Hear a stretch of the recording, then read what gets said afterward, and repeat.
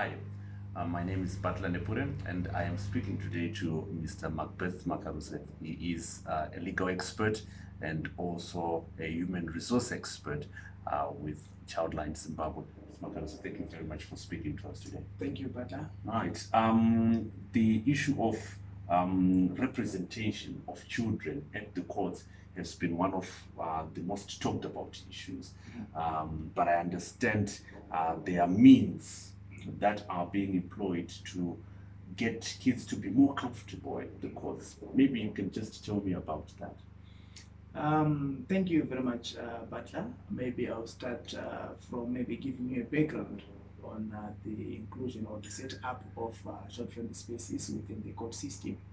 As an organization, we've got presence in the Rotterdam Courts, that is in Harare. We also have a child-friendly space or a drop-in center at the Trade Court Courts in Bulawayo. So we participate in the victim-friendly system meetings. These are meetings that are conducted by the Ministry of Justice. So as stakeholders, we come together. This we do on a quarterly basis. So a gap was identified in terms of children access to justice. I'll give an example of a child who may have been called to court to answer to a case of rape. Of course, the government has put in place measures to have the child-friendly courts. That was very much welcome. But then we realized, maybe as a consortium, as stakeholders within the child protection fraternity, to say children themselves, they need someone to comfort them, to maybe take them through the whole process. But if we were to leave that process to the parents or guardians, imagine if it's an uncle who has raped that child. Chances are they'll be coached. So we said, where then do we get someone who is independent to support these children, so that they can say out what exactly transpired? So the idea is to create a conducive environment for them. Yes, Okay. a conducive environment for them. You realize that if you are to walk into any of our child-friendly spaces, we have got what we call anatomically correct doors. So these are doors that resemble the human body, that has got the actual features. So we are saying if a child has been exposed to rape, they can actually take that door in our drop-in center or child-friendly space and be able to articulate what will really have happened. So it will actually have maybe the male organ or the female organ. So they'll be able to now maybe to take two doors to say this is what happened.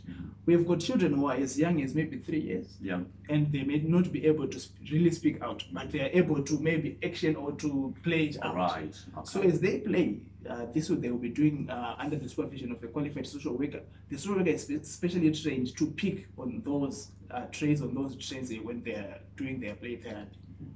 Do you reckon that has assisted probably in the administering of justice, particularly with issues that involve abuse of minors here in Zimbabwe? Yes, I would like to agree that it has really helped in terms of furthering justice for children in Zimbabwe. I think we have seen a number of cases that have had to return to the courts because we came to realize that children will have falsified or they will have been coached on what to say within the courts. But then a report that is written by our officers, of course we do this jointly with the Department of Social Welfare, will then confirm otherwise. Then maybe after further interrogation or further assessment, that is when the child will then say what will have actually happened. And we have seen a lot of perpetrators being brought to book in relation to the crimes that they have committed relating to children. Is this a model that you would recommend right across the country, and how soon do you reckon it should be implemented countrywide? It was an agreement, it was a resolution rather, of the victim-friendly system that we need to have such. And it's unfortunate that we do not have adequate resources, but the Ministry of Justice, they came in handy. The offices that we are currently occupying in the courts, we got them free of charge. We're not paying any rent or any utilities. So resources are the main hindrance to us setting up at all the courts that are scattered around Zimbabwe.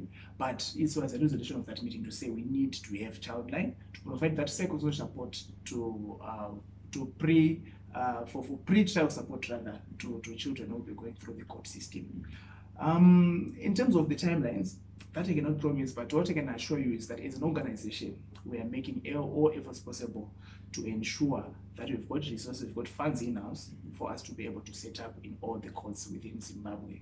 So maybe I would know the target audience that this video is going to go, but I would like to maybe call upon all those out there to maybe support in whatever way that they can.